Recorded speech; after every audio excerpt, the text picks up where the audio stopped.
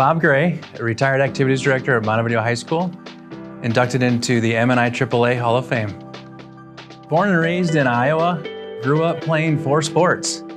Went to school so I could be in activities, actually. School was kind of secondary.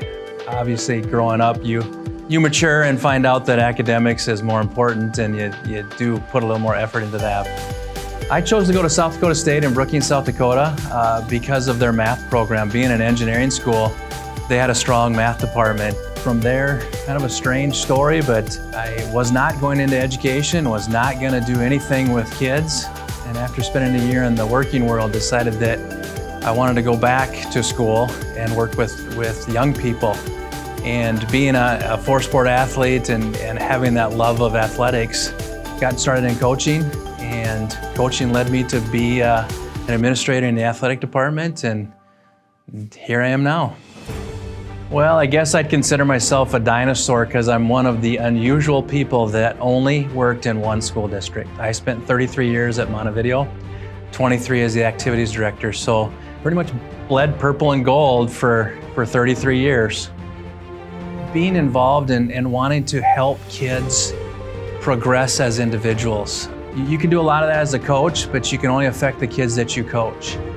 And being in administration, your number of student athletes that you can affect grows. Maybe the thing I miss the most about working in the schools is watching those kids grow from 3rd and 4th graders when they start in your community ed program to seniors when they're young adults.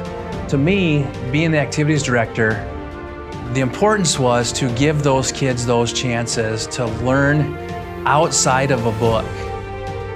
Both of my kids got to participate in a state tournament in the sport that is their favorite, which not everybody gets to say.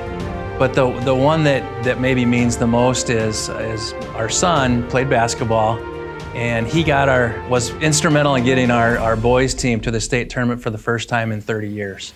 And to do that team had to go through their coach having a heart attack during the season and towards the end of the season. So, just what those kids accomplished dealing with some adversity and still getting themselves to a state tournament. Working a basketball game, I sat down in front of the scorer's table and tore the inside leg of my pants. And it's as the game was starting.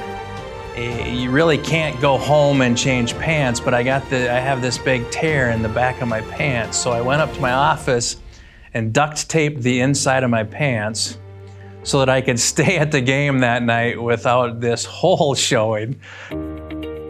Hang in there. It's tough at times, but it's worth it. Get involved in the association because that's where your support's going to come from, is the other 400 and some odd people in your position. I always felt that I could call anybody in the state and ask a question or ask for help, and I would have gotten it, because that's what this group of people is about, is helping each other.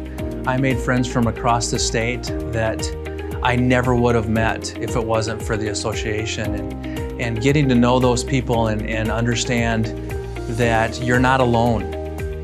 I have a sign in my office in the basement, and it's something actually my wife made for me because it's a comment I made evidently numerous times. And it says, "Do the right thing even when people aren't watching." Probably need to start with my parents because that's where it all started, and their support and their willingness to allow me to participate in 4 sports when a lot of the kids had to work. And my mom and dad said, "No, your full-time job is to be a student and an athlete. You can work the rest of your life." So I got to thank them. Obviously, the superintendents and principals I worked with, Ed Nystrom, Dave Bockel, Luther Heller, and Bruce Bergeson.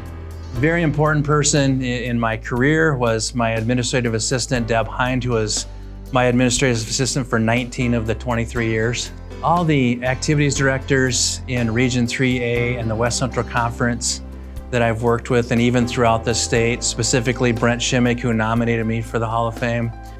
The coaches, obviously the athletes. Would like to also thank the MnIAAA for presenting this award and for all that they do for all of us throughout our careers as activities directors, and the community of Montevideo for their support. Most importantly, my family, my 2 kids, Tyler and Kirsty. gonna have to take a breath here, who had to grow up in a gym and on a field, and they were always there, willing to help whenever I so-called asked them, or mostly voluntold them that I needed help. We've added to our family. They've brought in Abby and Elsie and Bryce, and we can't be more proud of the 4 of them as adults and that little 2-year-old that brightens Grandpa's day every time I see her. And the backbone of my world, my wife, Mary. I knew this was gonna happen. My wife, Mary, we've been together married for almost 38 years and together for 40, and I wouldn't be where I am without her.